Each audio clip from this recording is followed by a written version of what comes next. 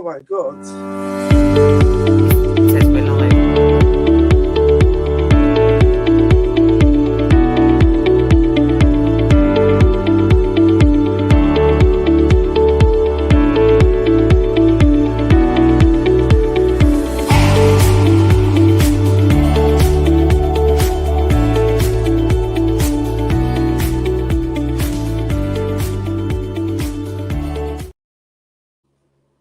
Hello. Sorry.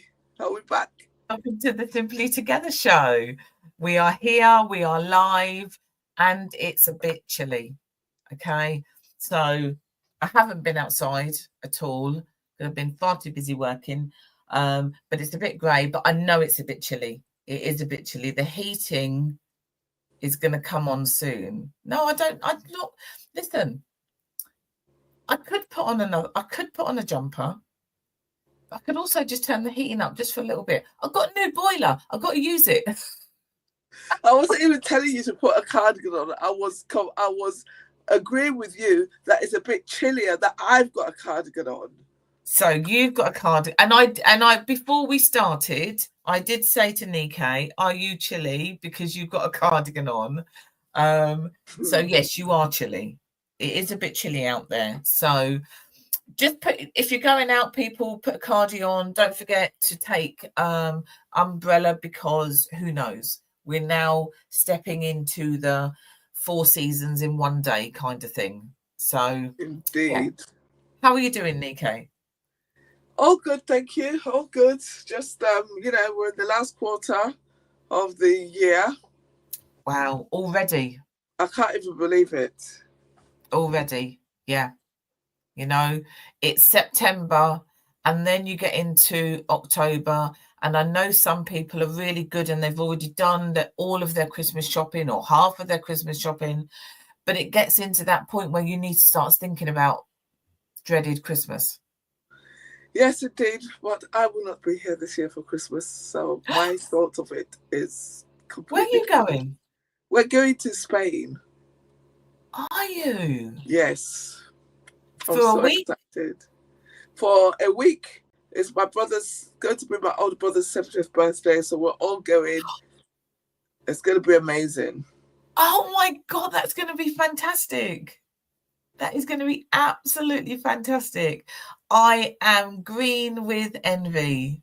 You know, it's just a woman who went to Barbados last year, who has been way here and everywhere this year, celebrating that milestone birthday.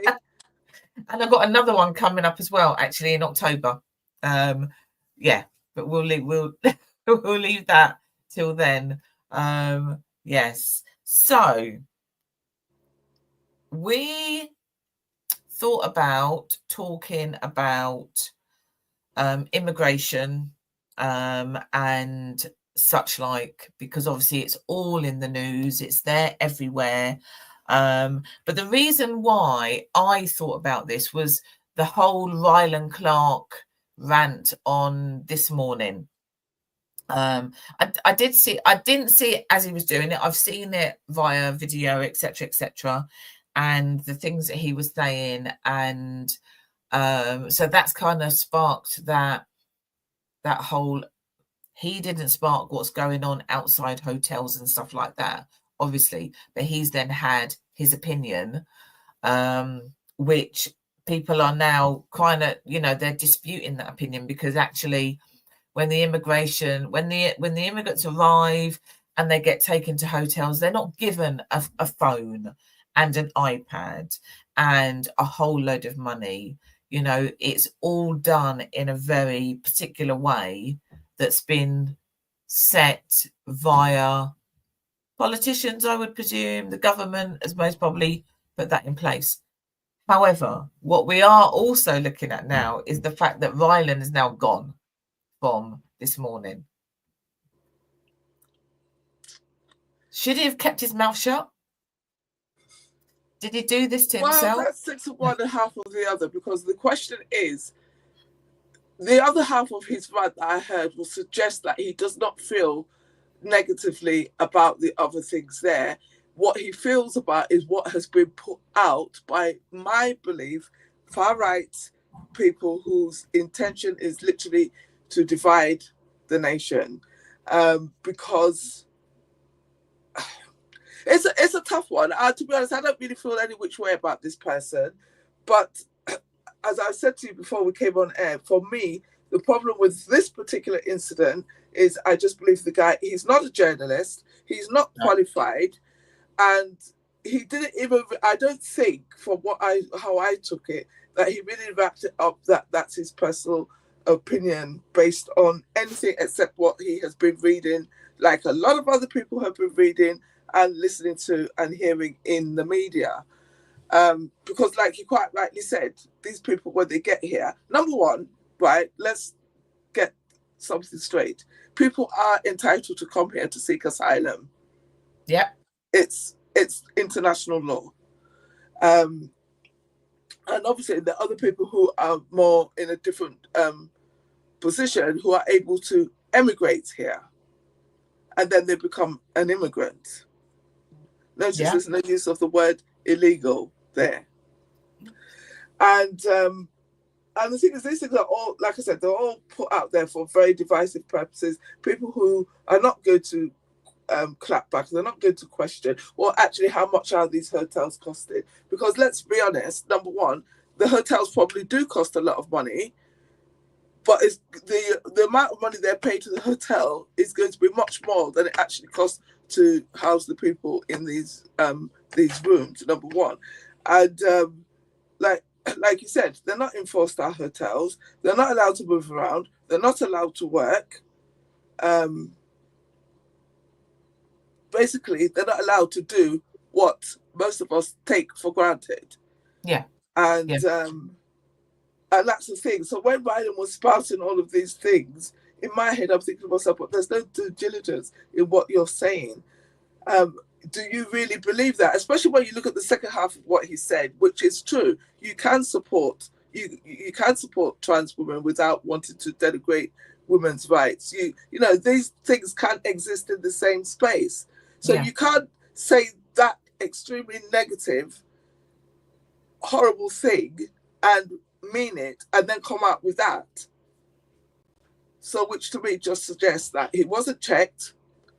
I don't know whether they like him on the show, because you mentioned it before we came on live. Did they just hang him out to dry? Did they not call him? Because anybody with any nuance, you can look up these figures. They're all on the government websites about the actual amount of money that is spent on these people. And it's minuscule compared to what we spend on other things. It's very sad. I just think that it also goes to the fact that, like I said, the guy, so far as I know, he's not a journalist. So he doesn't necessarily think about checking what he's saying. Yeah. But also, even with him not being a journalist, he should know that he is on one of the biggest platforms in the UK. That program has been around since before I started work this morning. I used to watch it when it was Richard and Judy before I got a job. So that platform is massive. So the impact of what you're saying is going to be massive. I mean, I wouldn't spout things like what he said anyway, but, you know, in comparison, because somebody could back and say, oh, well, you know, you people are building a platform, you guys quite say. But if we said that and people complained, they would go to Meta and we would be deplatformed. Ooh. So do we need to be careful with what we say? Well, I think it needs to be framed in context and fact. The problem is what this, like I said, apart from that bit, that little positive bit that he said there, none of what he was saying was fact. You know, these people that come here don't get given iPads, they don't get given iPhones, they're not in 4-star hotels, and it didn't take into consideration the fact that they're human beings and they need to eat. And I know I watched something. I was watching something last night, and no, actually, it was on my phone. I was watching something. I was still watching something, and there was a journalist who was talking to somebody who obviously wants to try and get across to the UK, and they were in France or Spain. I can't remember, and the reason why they want to come. Part of the reason why they want to come over is the language. Oh, there's Miss Shelley Titmus. Hello. Hi, Shelley. She's coming on, I think. We haven't seen Shelley for a while. I'll wait and see. She might be coming on. She might have something to say. Whoops. Anyway, so what he was saying was the reason, his reason, not all of them, his reason, but I think it's most probably part reason for a lot of them is they speak, in the UK, we speak English. So for a lot of people outside of the UK, they have their own language and English. Yeah. Most people in other countries, the language that they learn from ex-British colonies. That is exactly. So why wouldn't they then want to come somewhere where English is spoken and they would then be able to understand what people are saying? So I kind of get that. Because a lot of people say, well, they've passed through 5 or 6 countries, so why don't they stop there?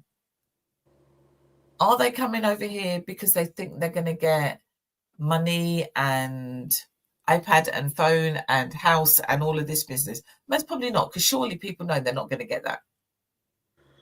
I think the people that are coming in the situation that they're coming, where they're coming on very treacherous circumstances, are not thinking that. As in all societies, there are different levels to people wanting to leave where they are for very many different reasons. And I personally, now this is my personal belief, believes that the people that are coming on the boat understand the risk that they're taking. They know that it's extremely risky, because how many people they die? You know, it's not like you've gathered all your money together, you're getting on a plane. Oh, there, good luck, etc., etc. And obviously you have those ones as well who, you know, you have the ones who are seeking extreme, whether it's prosecution, extreme poverty, whatever it is that they're running from, that have to go to that level. And then obviously you get the other people who are just economic migrants who have a different type of skill set to offer the country that they land in. It's a very tough, and I understand that it's very emotive and people will see it very differently. But because I believe that a lot of the information that is spread is misinformation, and it's been spread like this for such a long time, I can't help but believe that it is deliberate. It's a deliberate distraction, as old as the world, you know, distract the millions that way and we'll take all the spoils for ourselves. To me, that is basically what is happening, because I do not understand how a human being, I feel like I'm ranting. You are actually, and I'm kind of just leaving you to get on with it. No, I'm not going to rant, but I'm just saying, I cannot believe how, as a human being, you cannot look at somebody in a dire circumstance and have some empathy or some sympathy with them, because they have. I am of that school of thought that those people come and have more in common with the common man than they do have with the billionaires. Okay, so hello, Shelley Titmus. She's watching, but she's not fit for the screen. So her hair's up, might have a trackie on, or even in her jammies. Who knows? So okay, let's have a look. So she's saying they've weighed up their options and our benefits are better than where they're staying. That's her belief, and that might be true. That might be true, because again, this is one of those situations where many things may be true at the same time. Yeah. So some of them might be coming for one reason, some might be coming for another reason, you know, but ultimately how some of them are getting here is treacherous. And that's, I mean, you've really got to want to get somewhere if you're then going to go across the channel in a little boat. Sometimes it's not even that you want to get somewhere. You don't even necessarily want to get there, but where you are is just no longer tenable. Yeah. Yeah. It's no longer tenable. So to use those words that Shelley has used, yes, the options have been weighed up and the benefits here are better. But what is objectively subjective in that statement is the word benefits, right? Because it would benefit them if they could get here, they could get established, and they could get a job, and they could get a little house, and either send for family that they might have back home, or make a life with somebody here, and think, of course, that is a better benefit than living where it is untenable. Obviously, we label state handouts as benefits. So, quite frankly, if you see the rate of benefits, bearing in mind, right, if people are thinking, oh, they're coming because they want to claim benefits, right, the benefits are not tenable to live on either. No, and what they do get when their case is accepted and taken, I think I read it the day before yesterday. Actually, it was about, I think it's like $668 a day. Okay, I know they're not paying rent and they're not paying all of that malarkey. I get that, but that is what they get. That's not a lot of money. It's not a lot of money at all, is it? So it's just, I think, I understand when, because it's been whipped up into such a frenzy, all logic has been stripped from it. So I understand why people feel very strongly against it. Yeah. But do you not think there are, I just like objectively subjective. How did you get, I can't even say those words. But I'm going to keep them for today. Objectively subjective. But do you not think, well, my point of view in all of this is, then don't, if you've got an issue with that and people coming over and where they're staying, go and protest in front of the right people. Protesting in front of the hotel, frightening the people that are living there, frightening the staff that are living there. Go and protest out of Houses of Parliament in front of number 10 or something like that, because they're the ones you need to talk to, not the ones in the hotel. Whistles. Yeah. Because you're not going to get anywhere with that. You have to go and talk to or protest with the right people, which is not the hotel. That's the powers that be. You've got to go and do that there. Yeah. Because actually, if I'm just going to work, I work in the hotel, I'm just rocking up for my shift, and I've got, and outside there's all these people that are up in arms and rearing up and all of that lot, and police are there and everything else. I'm just coming to do my job. Do you know what I mean? I just have to go there and work, regardless of who is having that room and who's in that other room. I'm just going to work. So go and protest in front of the right people. Go and do that. That's what I think. 100%. I do agree with you there, because I think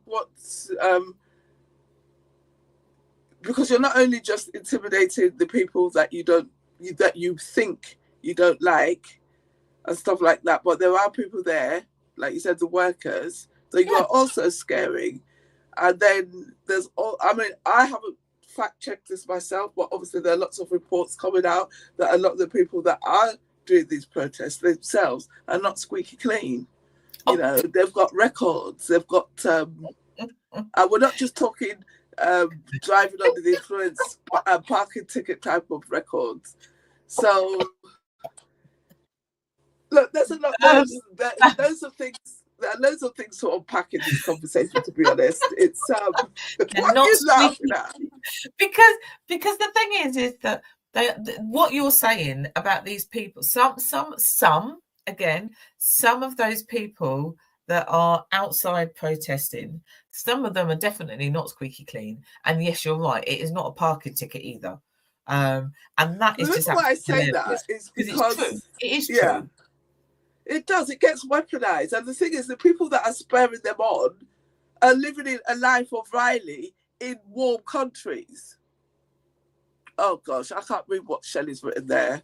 Both benefits We offer more to help them set up than other countries. And then once they are settled and hopefully working, they can get their family over and build a better life here. The monies other countries offer doesn't help the ongoing picture for them, which they have. Okay, that's fair enough. That's fair That is enough. fair enough. Also, but by the same token, well, obviously, if we're talking, going back to the things that Rylan was having his little round about, he's talking about the people on the boats and stuff like that. But when you also talk about the other type of immigration, where the people are coming maybe because they've got a skill set that we're short of and stuff like that. Do you know, and I've only learned this recently in the last few years, that actually when they come and they get that status, they do not have free access to the NHS. I mean, Yeah, access I is know not that. free. Yeah, they have to pay, and then when they need to renew the visa, you're talking thousands of pounds. I can't Yeah, remember the exact number. And then when you're eligible to apply for indefinite leave to remain, it is like nearly 5,000. No, I'm lying. I beg your pardon. They did put the figures up yesterday. I should have written it down actually, but I didn't because I didn't really know we were going to talk about this today. But it was like 3.5 grand. Who has that type of money lying around? so So it's over the the past point I'm years, making. It is not that we all assume, and like I said, I only learned that part of it of recent. We all assume that everybody that comes here gets all of these automatic rights and stuff like that. Like then, as if they're not going to be contributing anything towards those rights, and then they're yeah. also having to pay upfront because obviously we are not paying at the point of use. We're paying through the back door, through our wage slips and things like that. Yeah, it's to get your leave to remain. It's £3,000, £3,029. Right. So all those years that I worked in social care, all the years as a manager, I've employed many people who are on student visa, can only work 20 hours, who have managed to get their leave to remain. So if you go back 20 years ago, obviously there's inflation. I know there's inflation, but that cost to get that leave to remain has gone up and up and Up up. and up. All right. And I think it's now being used as a way to fill Parliament's pockets. But anyway, so those who come over on the boats are very different to those who come Yeah, over legally. exactly. There is a difference between illegal and legally, and those who come over legally really have to jump through hoops. Having worked with people and seeing what they have to do, they have to jump through hoops. They don't have access to NHS. They don't have access to benefits. They have to then work X amount of hours, all of that lot. It's not easy. Coming over illegally is a whole different thing because actually there is already that they are allowed to come and do that. They are allowed to come and do that. Where as no, I'm not even going to apologize because actually we're not on This Morning. We're on YouTube and Facebook.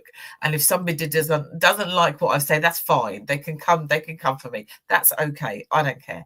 When you were saying about skill set and some people obviously coming over because we've got some kind of lack of staff for that kind of skill set, that made me laugh because the other half of those people that are standing outside those hotels shouting the odds are the ones that are not bloody working. They're not working, which is why we need to have other people come over. So you see, the thing is, I look at that. I think that is just normal sociology and economics, right? It's as simple. It's straightforward. I always use the example. Imagine I'm an immigrant. I've come to this country and I'm working as a cleaner, right? I'm scrimping, I'm saving, I have a child, I'm scrimping, I'm saving, and I'm feeding the person. And I'm saying to myself, I'm doing this because I want my child to have a better life. My child goes to school. They come out with some qualifications. Now, let's just even leave the qualifications at A levels and then they go get a job in an office, right? So then they've moved up a little bit. And then their child goes there. And then maybe next, before you know, you're the third or second generation, they go to university. Oh my God, Bob's your uncle, I'm a doctor now. That is just normal social economics. And those spaces that they have vacated are going to be filled by the other people that are coming behind. And but also those, the jobs that they then have as doctors, for example, the jobs that they have as a doctor, those people that are shouting about immigrants have taken my job, they weren't going to be a doctor anyway.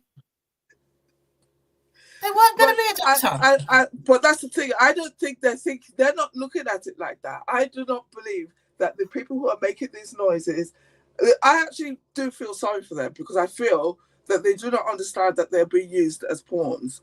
Yeah. And sympathy, humanity from this issue. And also it links back to many different things, many things that have gone on in the past. The systems that benefited these places in the past, a lot of them are still in place. Yeah. Whether we want to accept that or not.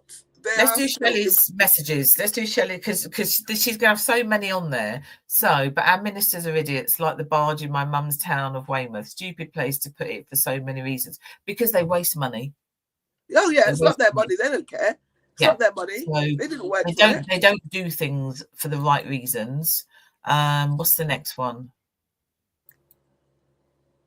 My brother-in-law emigrated to South Africa, Joburg. He had to prove how much. Yes, he had to prove how much money he had in the bank, job to go to, skills and support system. It took months to move there, all because the government refused to add to their problems, which is one of the. That does happen coming this way as well. That was the point. That's why I said that the people that are coming that are immigrating here for a skill, for a particular skill. So, for example, I know people. There was a big shortage of care workers at some point. Yeah. So people were able to come, but they were only, I think I don't know how many years it was, but for a certain number of years, they're only allowed to do that job. And they still have to have that initial money to support themselves and stuff like that. It's slow to get to this. Whereas obviously I know that Shelley's brother-in-law has been there for a number of years, and I know when my friend went over to the States and stuff like this, they have been, and Australia, they have been quite clear over the years that you need to have this amount of money in the bank before you can even step there, job, etc., etc. We're slow to that one.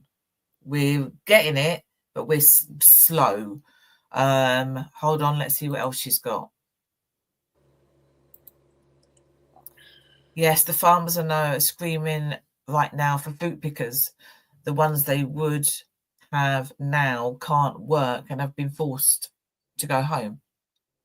So, yes, we used to have all those people coming in and doing those jobs. Why are they doing those jobs? Because our people are not doing them. Because they can get more on the dole. This is why I say, again, it just goes down to basic economics, because obviously... look, even our people that are not doing them are still a minority compared to the people that are working, right? So let's get it twisted here. The people that are unemployed, there are lots of people who are unemployed because they've been made redundant, etc., and they're actively looking for work. The people who are career unemployed are a minimum of the people. Yeah. When I was younger, I thought this idea of strawberry picking and this and that, I actually looked at it from what I call my romantic eyes.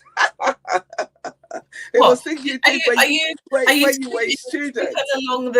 In the field, skipping along the field, picking the strawberries. No, not that kind of romantic. Not that kind of romance. That it was a cool thing to do when you were a student, or if you were coming from Europe or wherever you are coming from.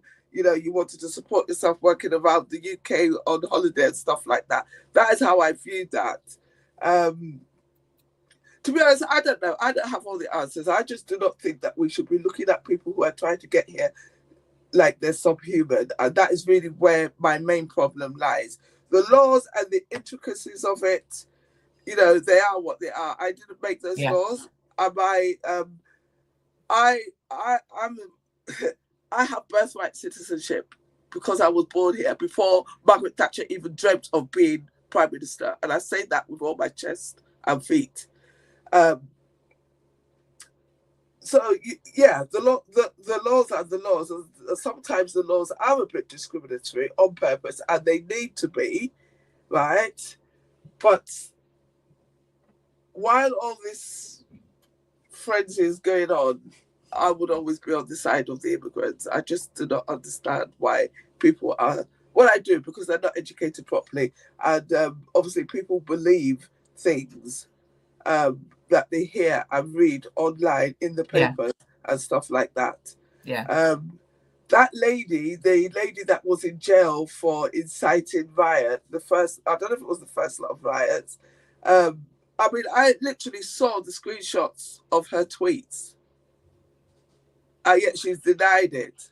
And then now she's been picked up as some sort of martyr hero for Yeah. inciting people to behave like that. Yeah. So she's been picked up as a martyr hero. So she's been funded. She's not got rent problems. She's not got food insecurities. But I bet half of those people that are running around in front of the hotels they don't particularly not want to be working. They don't want to have food insecurity. And this is what I'm saying. It's like anything that happens, these people that are they the organ grinder? But these people that are beating the drum and telling them what to do, they're all living in comfort. So she's the organ grinder, and they're the ones that are beating the drum. It's just crazy. Yeah. So there's we are having a conversation around this. We don't know the answers. We have not the answers. We don't even know half of the facts, most probably, but it's a conversation. So there's that side of it. And then let's go back to Ryland. So has Ryland, so what, oh God, has he hung himself, or has he, maybe I shouldn't use those terms, that's not a nice term to use. Has he done this to himself? Has he got himself, he hasn't got sacked, he walked. Did he walk before he got the sack? Or I like I said, I don't know the did answer they push him? Did they leave him to just talk and then they were going to let him go? What was going on there? So I think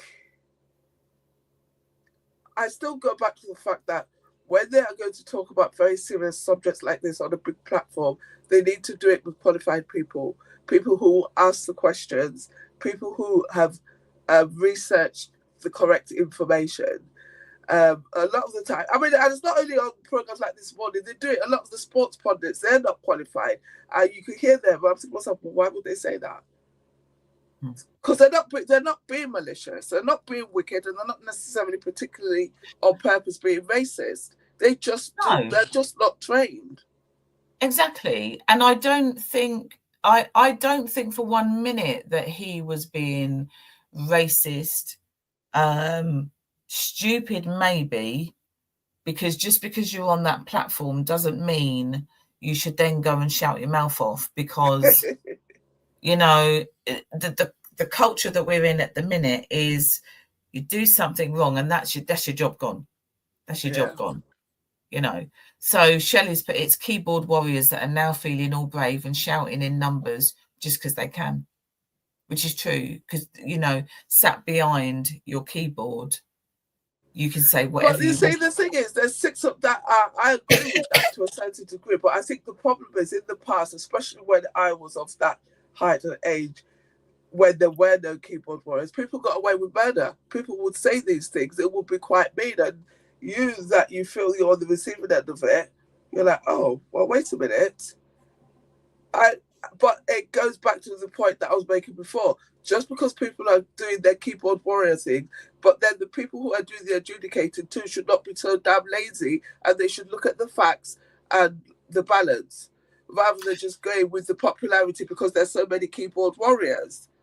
Well, and as I was saying to Nico before we came on air, that I don't know whether he was hosting or whether he was a guest. I'm not quite sure, whichever. So whoever was hosting, they would have had those little microphones in their ears. And if he was saying more than he should have done, They should have been saying to him, you need to stop now. You need to stop now. Or, so if he was a host, he would have had them in his ears. If they were the host and he was the guest, they would have had it in their ears, and they should have then said to him, that's enough now, or we don't know, we're not going into this any further, etc., etc. They let him carry on. So what was that about? Is that because they thought that was okay? Or, oh, okay. They want This Morning to be a news program, but it's not. It's just presenters with qualified guests, just like sports presenters on the show, talking about, which is what Nick had just said, talking about a sport they know nothing about.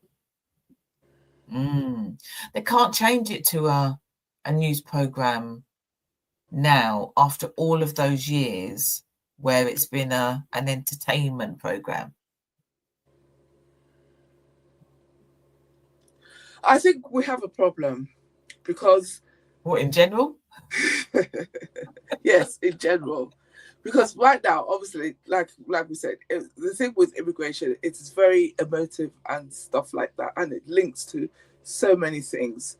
And there are so many examples of where this has gone wrong. It's not working, in the sense that the cost of living goes up because when you get it wrong.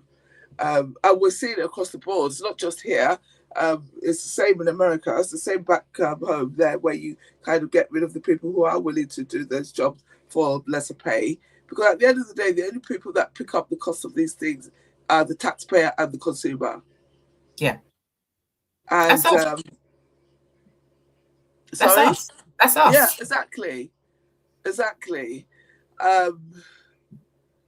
It's just, I just want to make myself unavailable here. I wanted to use it to look for something. Yeah, Shelley says, well, yes, we do have a problem. No, look, right. This is, like I said, this is my personal opinion. I just feel that the humanity has kind of been pushed to one side. We've got into a time where everything is very nuclear. And this is where the problem comes from, because it invariably means that we're not looking out for people. We don't like it when people look different to us or have different customs and expectations to us. But that is contrary to what I believe sums us up. So where's it coming from? That's why I say we have a problem.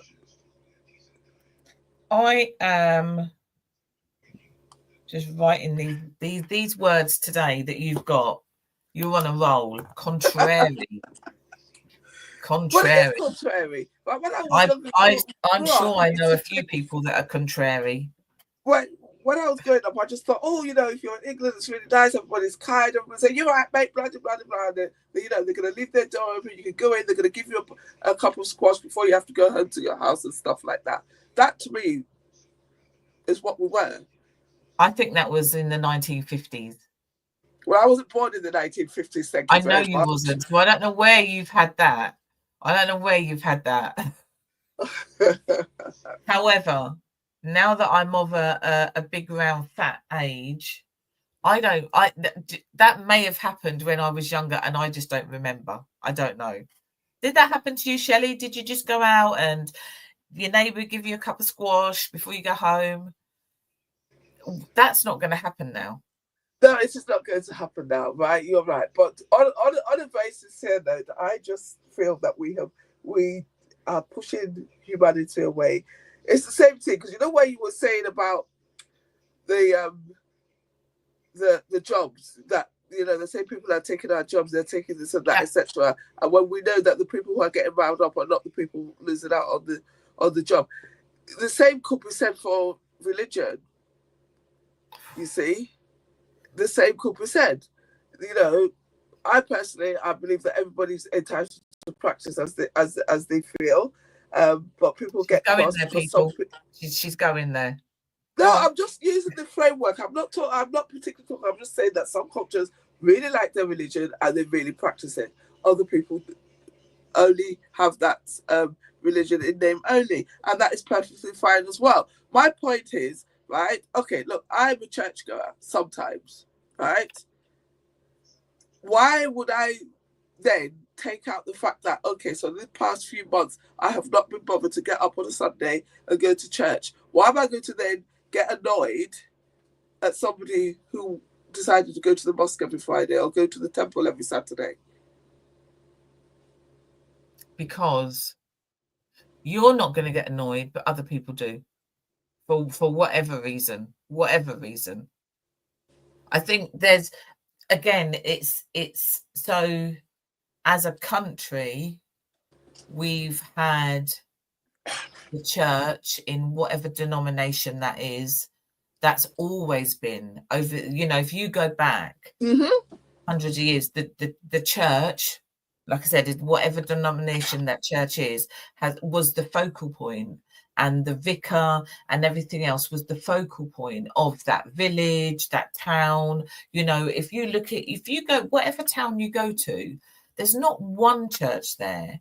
There are loads of churches. Yeah. So the church was really, really important. And I think over the years that has now slipped somewhat. But in other religions, it hasn't slipped. And it is still very much a focal point. So yes, they're going to go to the mosque on a Friday, and they go to the Islamic schools and all stuff like that. Well, that's what we used to do. So why is that an issue? Why is that an issue?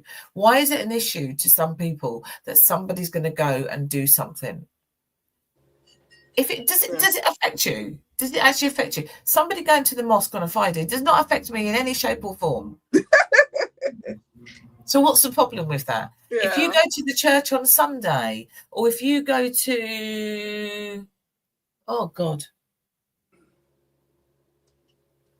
but you go to the temple. But synagogue. there's more than one. I was thinking of synagogue. That's the word I was thinking of. Actually, even when wherever you go, why is that an issue for me? It's not. So why is it an issue for somebody else? Oh, because what? Because they've been told it's an issue. This is a problem. To me, it does come back to that. Because I think, look, here we go. Here's the big one. Her message is getting longer. We were in an estate, used to be a village, so we did have the closeness that everyone knew one another. I asked her if she used to be able to go out of the house and get a cup of squash. Yeah. Friends' parents told her off. They did. Elders were respected. If it's hot, we all got squash. Mum baked and I ran around delivering it. Both church and school and working men's clubs connections. Because there was the church, the school, the working men's club. There was all of those. Do you remember? And the amount of places that sound. Yeah. Hold on. Say that again. No, I was going to ask you, do you remember there was, I think it was, Patax, the spices, the curry sauces, right? The advert for that depicted exactly what Shelley was saying there. They said that when the founders of this, they came over from India and they used to make these sauces and things, and they used to take them all around the village or wherever it was they were there. And it depicted, they showed the little boy, and they showed it eventually, and then obviously walked in being a fully grown adult as the CEO of this company. That is the picture that was always painted of Britain, that is what it was like before it has now evolved into what it is today. It's just that is what it was like. Yeah. I think that is what it was like. When you go back however many years, that was what it was like. So what are people trying to say then? That we're not like that now, and that's because of all these immigrants that are coming over? Is that why we're not like that now? No, it's down to many other things. Many other things. Why is my front door not open? Because it's cold. No, why is my front door not open? Because I don't want flipping Joe Blogs from down the road to walk in my house and steal my telly that I've worked flipping hard for. Yeah. Was there that all those years ago? Most probably not. Yeah. So What's your thoughts? Whoever, I know Shelley's watching, because she's telling us her thoughts. Yeah, just to Anybody answer your else out question, there? Cecile, just to answer your question, Go on. Ryan Clark was a host on BBC this morning. I mean, on these ITVs this morning. So he had those things in his ears, and they should have then been saying to him, come on now, Rylan, you're the host. You need to be, you need to be a little bit more accommodating, or you need to stop now, or whatever. Yeah. So conspiracy, maybe. Did they let him just go and do that? And then he was then going to face the consequences after? I don't know.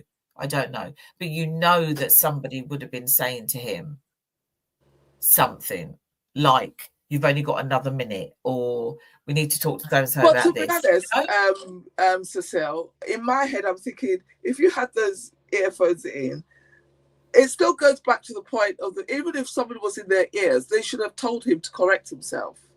Yeah. So it's just that thing, and I just think this thing where people are not qualified to be talking on the subject matters that they are. Like I said, it's across.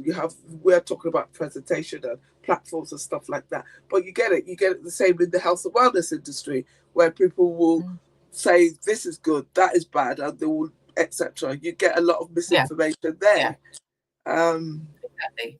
And maybe what he should have started off by saying is that I don't know the statistics or the facts or whatever it is around this, but this is what I'm thinking, and you can correct me if I'm wrong, rather than spouting off about the way he did, the whole flipping mobile phone, iPad, etc., and all of this business.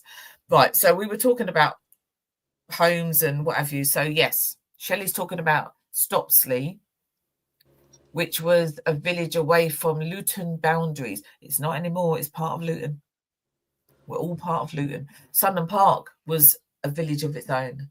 We're all part of Luton now.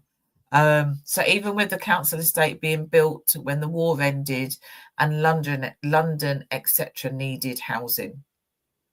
So, and then they came up, and it was all lovely, and you'd get your drink, you'd go out on your bike all day long.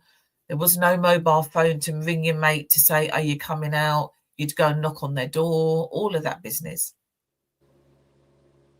Do you know what? That was lovely. Our children have missed out on that. Yeah, because that was lovely. You'd go out the door in the summer holidays, be with your friends all day, come home for something to eat. Yeah. We didn't have no sun cream. We didn't have no water. We just went out to play, and that was it. And look, 60 years old and I'm still alive. So I know. It's crazy, isn't it? It is crazy. I think life is crazy. And it's you've got to look after each other. You've got to have. We've got a community, but there's communities inside those communities, and I don't know.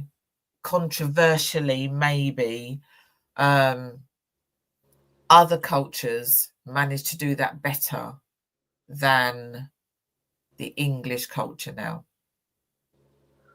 I think it's all that divisive thing there. I remember we spoke about this when we talked about Windrush before, where, obviously the people that were invited over to come and fill the gaps. Yeah. But I believe that the government here did not tell his home people that they had invited people over. Of course they didn't.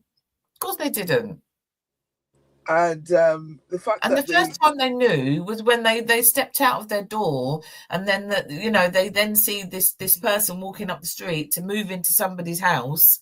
Of course they didn't tell them. They may have said, we're going to try and get some people over to help, most probably from British colonies, but didn't tell them that actually we're talking about the West Indies, and people who are black are going to be coming over. Of course they didn't. Anyway, last one from Shelley. The street light is on. You need to get your ass home. Yep. Exactly. Yep. Yeah. Exactly. As the sun started to set and the street light comes on, that's when you're like, oh shit, I need to go. I need to go home before I get told off. Yeah. Yeah. Exactly. Right. We are gonna wrap this up. Tell us your thoughts. If I've said something you don't like, you can tell me that as well. I don't mind. Like I said, this is not This Morning program, so I'm not going to get the sack. Good luck trying to sack the boss.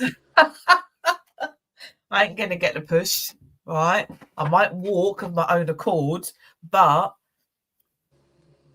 you know, it is what it is. And just talking the truth. So we will be back. I don't know why I've got my diary out. Oh, so before we go, I now know why I've got my diary out. I just thought, why have I got my diary out?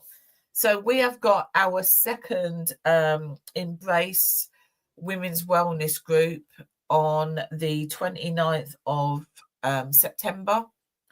It's 6:30 at the Irish Forum. We've been sharing our information, our flyer, because you have to book on. You have to book on. It's free. It's a free event, but you have to book yourself in. So get yourself booking. It was really good last time. It's going to be really good this time. And Nike's already booked on. Fancy that. I know. I thought, not do it again.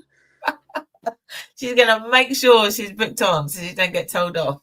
But that is the 29th of September. Okay. Embrace our Women's Wellness Group. We will be back next week. And yeah, any thoughts on what we've said today, just let us know. Drop us a message. You know, would be good to tell us your stories about when you used to just go outside and go and be with your friends and all of that, and street light, everything else. What was your experience? And have you told your children that? Because they've missed out, haven't they? Yeah, they'll probably look at you like you were mad. What are you talking about? Yeah. What do you mean? Is that what you did? Yes, that's what we did. Because even one sandwich to share between all of us. And that's only because one person remembered to bring a sandwich. Yeah. Otherwise you had nothing.